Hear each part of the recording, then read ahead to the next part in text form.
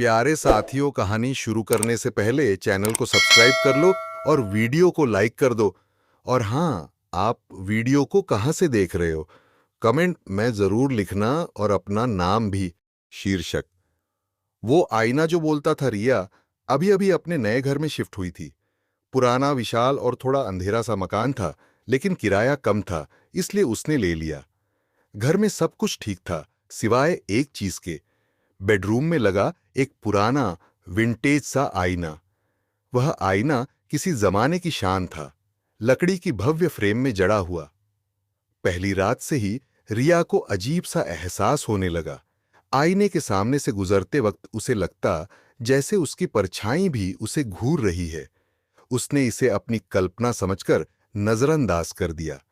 दूसरी रात जब वह सो रही थी तो उसे आवाज सुनाई दी, बहुत ही धीमी, फुसफुसाती हुई आवाज। उसने कान लगाए तो साफ सुनाई दिया, मुझे देखो, मुझे देखो। आवाज आईने से आ रही थी। रिया ने रोशनी जलाई, आईने के पास गई। आईने में उसका अपना चेहरा था, लेकिन चेहरे पर एक अजीब सी मुस्कान थी जो उसने नहीं बनाई थी। वह डर के मारे कंबल ओढ़कर सो गई। अगले दिन उसने पड़ोस में रहने वाली एक बुजुर्ग महिला से बात की। बुजुर्ग महिला ने उससे कहा, बेटा, उस आईने के बारे में एक कहानी है। कहते हैं कई साल पहले उस घर में एक दुल्हन रहती थी। उसके पति ने उसे धोखा दिया और वह उसी कमरे में उस आईने के सामने फंदे पर लटक गई।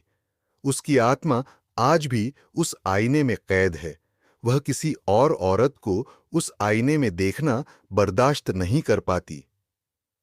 रिया की रूह कांप गई। उसने फौरन उस आईने को हटाने का फैसला किया। तीसरी रात उसने 2 मजदूर बुलाए और आईने को नीचे उतारने लगी। जैसे ही उन्होंने आईना दीवार से हटाया, अचानक घर की सारी लाइटें बुझ गईं। मजदूर डर के मारे वहीं आईना छोड़कर भाग गए। रिया अकेली अंधेरे में खड़ी थी। तभी चांदनी की एक किरण कमरे में आई और ठीक उस आईने पर पड़ी।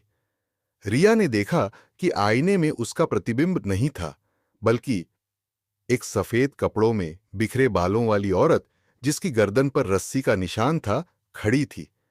वह औरत धीरे धीरे आईने के फ्रेम को पार करके बाहर निकलने लगी। रिया जोर से चीखी और भागने लगी, लेकिन उसकी परछाई उसके पीछे नहीं भाग रही थी, बल्कि वह दीवार पर स्थिर खड़ी थी। रिया ने मुड़कर देखा तो उसकी परछाई धीरे धीरे बढ़ रही थी और उसके गले तक पहुंचकर जकड़ने लगी थी। अगली सुबह पुलिस ने रिया का शव उसी कमरे में पाया।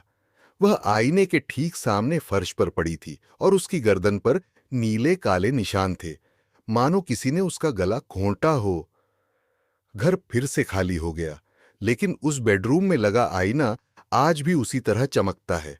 और रात में उसमें 2 चेहरे नजर आते हैं, एक पुरानी दुल्हन का और एक नई लड़की का।